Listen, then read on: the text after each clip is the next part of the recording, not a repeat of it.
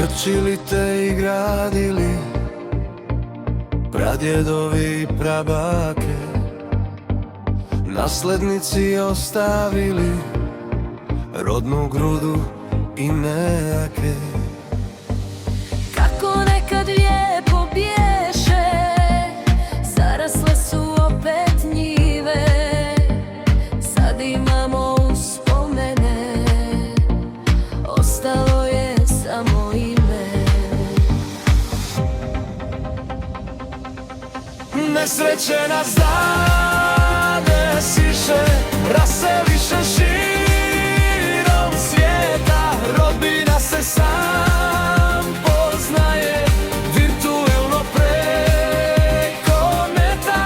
Nestaće i uspomena kada naše srce stane.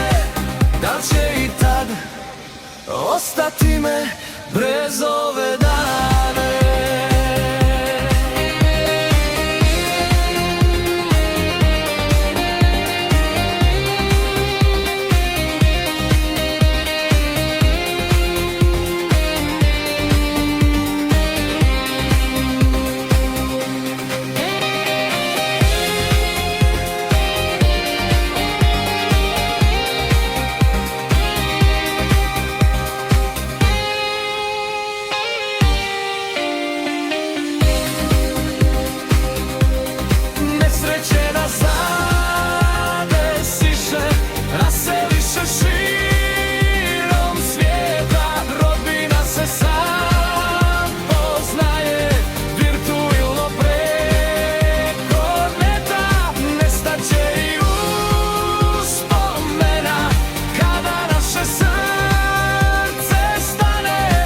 Da li će i tad ostati me brez ove dane?